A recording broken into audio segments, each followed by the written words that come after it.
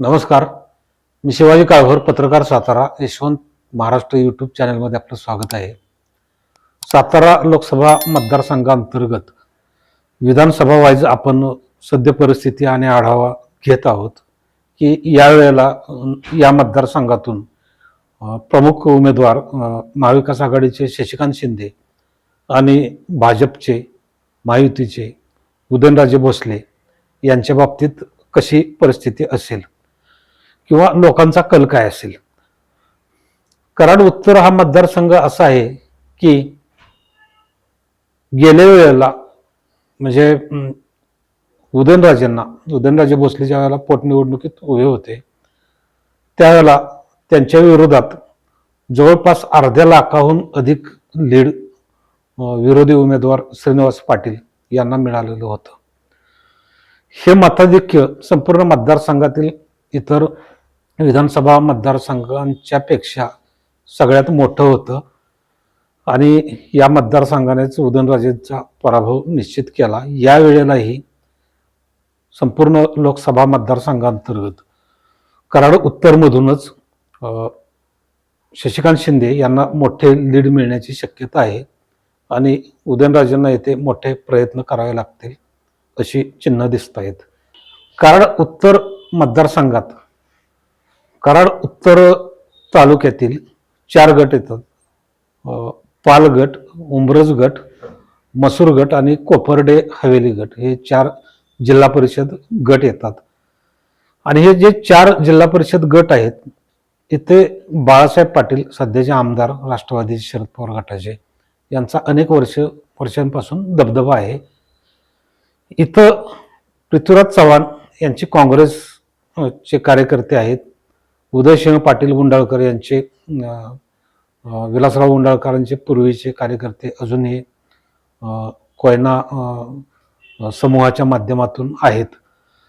त्यामुळं या 4 गटांमध्ये विरोधी भाजपला जास्त पाय पसरायला जागा नव्हती. परंतु काही गावे उंब्रज, पाल, कोपर्डे या ठिकाणी बऱ्यापैकी भाजपने पाय पसरलेले आहेत.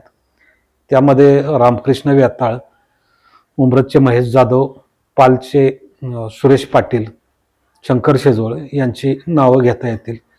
परंतु उदयनराजेंना मताधिक्य मिळवून देतील ही शक्यता इथं कमी आहे.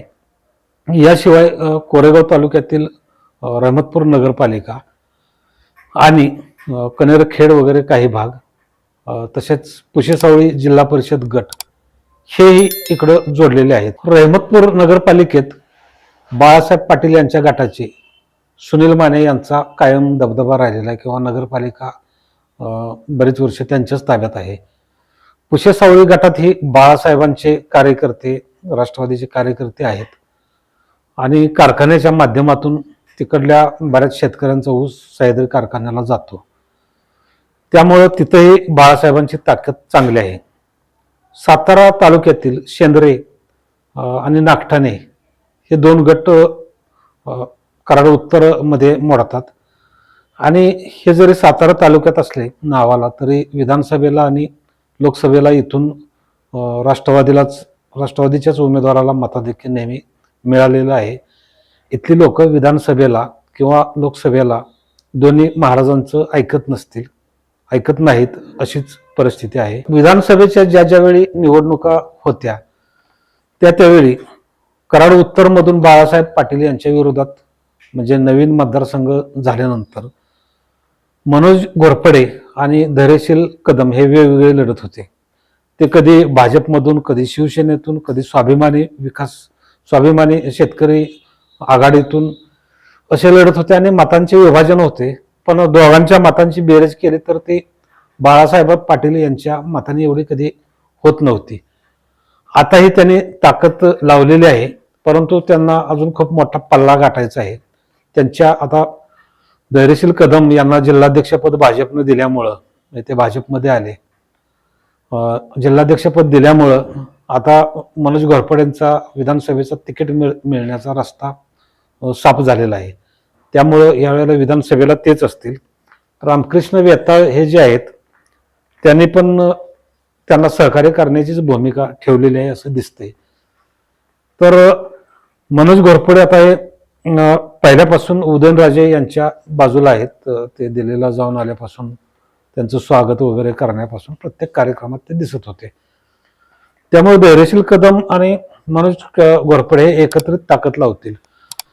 तर इकडं बाळासाहेब पाटील यांची स्वतःची ताकद, पृथ्वीराज चव्हाण यांचा गट, उदयसिंह उंडाळकर यांचा गट, शिवाय सुनील माने आणि शिवेंद्र राजेंचे कार्यकर्ते, पदाधिकारी झेडपीत होते ते आदित्य चंद्रकांत जाधव किंवा नागठाणेची साळुंखे कंपनी, ही मतं शशिकांत शिंदेच्या पारड्याकडे झुकू शकतील अशी शक्यता आहे. त्यात काय गेल्या वेळेला झाला त्यात काय फारसा बदल होणार नाही. थोडीशी ताकद वाढल्या नाही असं नाही भाजपची, परंतु मताधिक्य हे अर्ध्या लाखाच्या आसपासच राहील आणि एकूणच त्याचा संपूर्ण लोकसभा निकालावर परिणाम होणार अशी शक्यता दिसते.